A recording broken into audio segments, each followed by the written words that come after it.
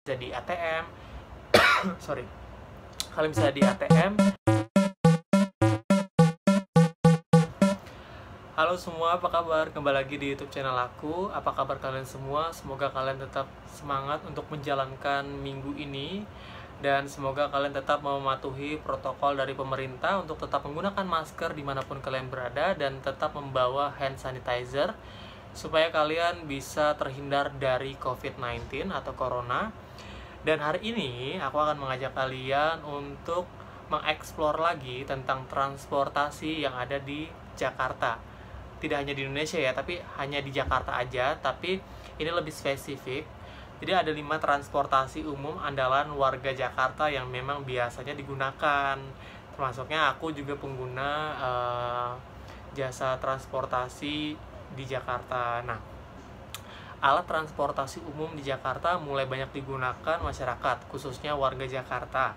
Pasalnya, angkutan umum sekarang ini jauh lebih baik daripada yang dulu dan lebih aman dan nyaman, sehingga banyak orang yang menggunakan transportasi umum untuk melakukan aktivitas sehari-hari. Nah, menggunakan alat transportasi ini bisa menghemat biaya dan waktu juga loh. Terus juga memanfaatkan alat transportasi umum untuk aktivitas sehari-hari ini jauh lebih irit biaya dan waktu, seperti tadi aku sudah bilang, dibandingkan Anda menggunakan kendaraan pribadi. Tapi sebenarnya sih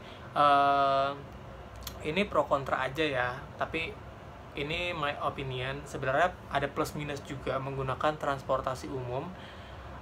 Itu ada bisa mengefisien waktu juga. Tapi kalau misalkan menggunakan kendaraan pribadi, let's say motor, mungkin bisa lebih efisien juga sih dalam waktu dan biayanya juga kan, karena paling kita hanya mengeluarkan biaya untuk bensin. Tapi kalau untuk transportasi umum, kalau memang lokasi yang kita tuju, misalkan tempat kerja kita strategis dari tempat kita tinggal, itu akan bisa memakan biaya yang sangat murah dan waktunya juga yang sangat efisien.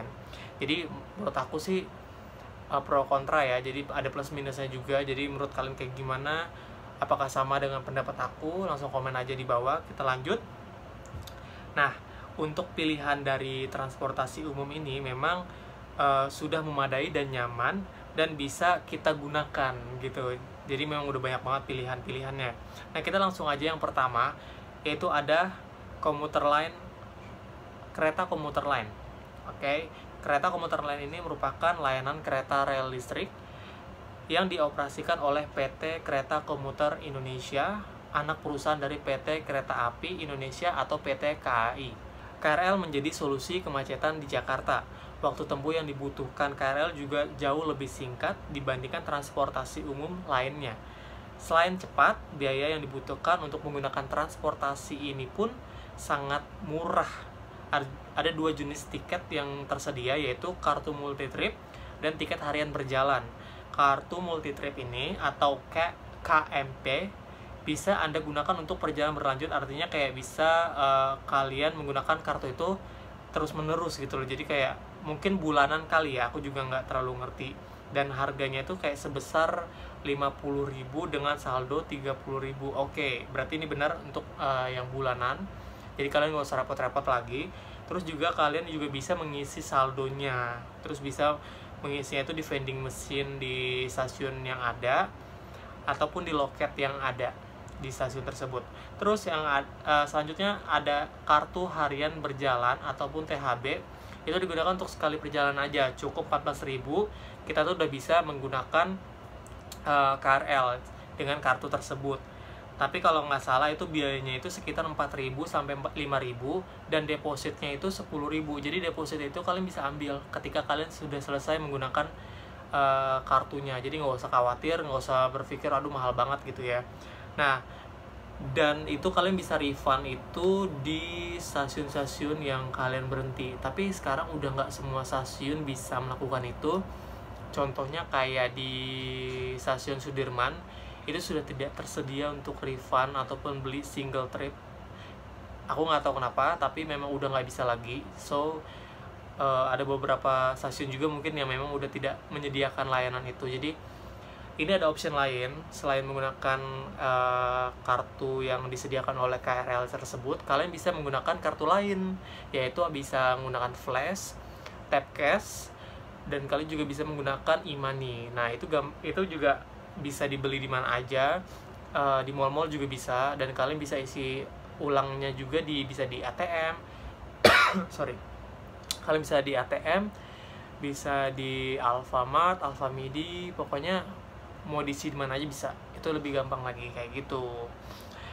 Nah yang kedua, ada bus Transjakarta. Nah sejak layanan bus Transjakarta beroperasi, minat pengguna angkutan umum di Jakarta semakin bertambah nih. Asalnya angkutan yang dikelola pemerintah DKI Jakarta ini menawarkan kenyamanan dan waktu tempuh yang lebih cepat dibandingkan kendaraan pribadi. Halte Transjakarta pun sudah terdapat di banyak wilayah dan kawasan penting di Jakarta. Selain itu, Transjakarta juga sangat murah. Tarif yang dibutuhkan menggunakan transportasi satu ini hanya mengocek kantong kalian dengan harga Rp3.500 saja untuk sekali jalan. Nah, ini membuat kalian juga tadi sama kayak KRL, sebenarnya kalian tidak harus membeli one trip aja, tapi kalian bisa menggunakan e-money, flash, dan tap cash juga. So, jadi kalian gak usah khawatir kalau misalkan cuma sekali pergi aja. Tapi kalau menurut aku sih, kalau Transjakarta ini tergantung ini ya, kadang masih ada juga pengguna mobil pribadi dan motor pribadi masih menggunakan jalur Transjakarta, sehingga membuat bus Transjakarta ini menjadi terhambat perjalanannya, sehingga harus menunggu nih yang kendaraan-kendaraan di depannya bus ini untuk jalan dulu, baru bisa busnya jalan gitu. Jadi kayak memang harus lebih ditertibkan lagi gitu loh. Jadi banyak kendaraan-kendaraan yang memang masih nakal, kendaraan pribadi masih nakal untuk melewati jalur tersebut gitu. Selanjutnya ini adalah favorit rakyat Jakarta, yaitu ojek online. Nah ini merupakan salah satu transportasi transportasi yang paling menjadi favorit di masyarakat. Ojek online sendiri merupakan sebuah transportasi umum yang digunakan secara online untuk memesannya.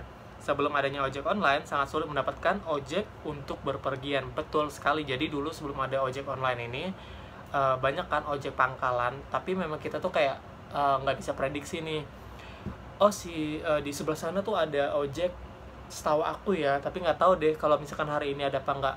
Jadi kita kayak mengira-ngira, dan benar gitu, kalau pas datang udah jauh-jauh ternyata nggak ada gitu kan. Jadi kayak bingung juga, muter lagi mau nyari transportasi umum lainnya. Nah semenjak adanya ojek online ini sangat membantu masyarakat Jakarta untuk berpergian dimanapun masyarakat ini pergi gitu loh, baik itu ke kantor, ke kampus, ke sekolah, mau belanja, mau ke mall, segala macam tuh gampang banget, dan kalian udah langsung tahu harganya berapa.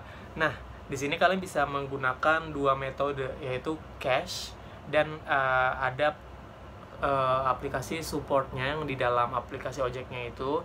Kalian bisa isi juga semacam kayak kalian itu isi saldo di dalamnya. Nanti kalau berangkat kalian bisa menggunakan itu seperti itu. Dan sekarang sih kalau misalkan ojek online ini udah mulai mahal ya. Jadi kayak kalau misalkan ini menurut aku ya, kalau misalkan kemana-mana kayak setiap hari pakai juga lumayan sih. Dan memang sebenarnya lebih prefer kalau memang kita itu punya kendaraan pribadi daripada kita harus mengandalkan ojek online. Tapi kan kadang juga kendala dari ojek online ini adalah ketika hujan, itu juga jadi kendala yang sangat besar dan agak ribet juga nih, mana harganya langsung naik ya kan. Terus kita juga ya aduh budget gue, jadi kayak bingung sendiri gitu. Nah selain itu, aplikasi layanan ojek online ini tidak hanya menerima pemesanan ojek saja. Anda juga bisa menggunakan fitur lainnya disediakan seperti memesan makanan, mengantar barang, dan lainnya. Nah itu simple banget, dan semua tuh udah kayak tertera di situ. Harganya mengirim makanan tuh segini loh gitu loh, barang segini loh. Jadi kayak kalau itu udah instan banget. Selanjutnya yang keempat itu ada Mass Rapid Transit atau MRT. Meskipun transportasi yang satu ini belum lama banget diresmikan, namun sudah banyak peminatnya. Terbukti pada saat uji coba pada 12-24 Maret lalu, tiket selalu terjual habis. Ini karena antusias warga Jakarta yang terhadap MRT ini, Ini bulan Maret tahun 2019 ya. So memang kalau misalkan kita lihat MRT ini sangat cepat banget, cuman emang rutenya agak terbatas ya, dari Bundaran HI sampai ke Lebak Bulus. Dan ini sebenarnya sangat membantu juga bagi warga yang tinggal di Lebak Bulus yang kerjanya di daerah Sudirman, karena mereka tinggal lurus aja kan, tinggal duduk cantik, ganteng, terus udah deh nyampe gitu langsung di depan kantornya kalau memang di daerah Sudirman. Tapi kalau untuk yang rakyat masyarakat yang masih di lokasi-lokasi lain ini memang agak susah karena belum sampai MRT di sana. Dan I'm hoping that pemerintah bisa mengembangkan lagi MRT ini, bisa mengelilingi Jabodetabek, so aku juga bisa menikmati itu. Karena to be honest, MRT ini simple banget dan cepet juga. Ya memang sih harganya nggak seperti KRL ya, maksudnya 3.000 aja gitu. Tapi kalau MRT ini tergantung dari jauhnya, kayak aku dari Setiabudi ke Lebak Bulus itu harganya sekitar 12.000 kalau nggak salah, 12 atau 13.000 sekali pergi. Kebayangkan kalau misalkan pulang pergi itu berapa, 24.000 dikali 22 hari kalau memang aku kerja di daerah sana, itu akan sangat-sangat amat boros banget. Jadi ya kalau misalkan mau ke mall yang dekat-dekat sini, dekat banget, apalagi kalau ke Grand Indonesia itu sangat dekat banget. Nah, oke, layaknya transportasi pada umumnya yang terintegrasi, jika Anda ingin mencoba MRT, wajib memiliki kartu khusus pembayar MRT, juga menggunakan tiket yang diberi nama Jelajah. So, kalau kalian mau menggunakan MRT ini, jadi mereka punya menyediakan vending machine atau loketnya sendiri untuk berpergian kayak one trip aja. Sekali pergi langsung bisa di-refund, atau kalian bisa beli kartu dari MRT sendiri untuk bulanan. Jadi mereka sudah menyediakan. Atau sama seperti kayak KRL, kalian juga bisa menggunakan Flash, Tapcash, dan juga e-money. So, itu tergantung dari kalian mau menggunakan yang mana. Kalau aku prefer aku pakai Flash karena lebih gampang, aku bisa sendiri, bisa pakai M-Banking juga. Bisa langsung debit juga kan untuk pengisiannya di minimarket. So, I choose Flash. Kalau kalian gimana? Menurut kalian lebih simpel yang mana? Kalau kalian cuma iseng-iseng aja pakai MRT, ya one trip is okay lah ya, pakai vending machine, bisa juga ke loket. Oke, kita lanjut yang terakhir, ada LRT. LRT tuh biasanya aku belum coba kalau yang di Jakarta ya. Kalau nggak salah di daerah Kelapa Gading. Kalau di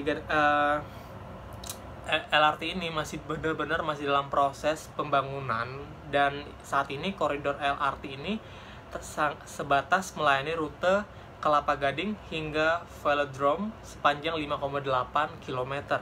Rencananya, Gubernur DKI Jakarta Bapak Anies Baswedan akan membangun rute kereta ringan ini sampai Pasar Tanah Abang, Jakarta Pusat. Masih belum dipastikan kapan LRT Jakarta ini akan beroperasi, dan semoga aja sih dalam waktu dekat bisa beroperasi, karena memang lagi dalam kondisi pandemi seperti ini kan agak susah ya untuk menjalankan proyeknya. Kalau memang nanti akan berlangsung nih ya untuk bikin LRT sampai ke Tanah Abang, berarti itu udah kemajuan yang sangat cepat juga. Karena bagaimanapun juga kalau misalkan kita ke Tanah Abang pakai KRL sebenarnya oke-oke aja, cuman emang rame banget. Mungkin dibutuhkan kereta yang lebih cepat lagi gitu loh, yaitu LRT gitu. Tapi untuk pembayarannya, sistem pembayar aku nggak tahu, mungkin sama juga kayak MRT ya. Aku juga belum menjelajahi banget karena belum jadi. So, buat kalian gimana kelima transportasi yang sangat diidamkan masyarakat Jakarta ini? Apakah kalian termasuk salah satu dari 5 transportasi tersebut? Dan kalau aku saat ini sering menggunakan KRL karena memang kantor aku belakangnya stasiun dan lebih gampang juga, dekat dari kosan. So, aku mau dengar dari kalian semua.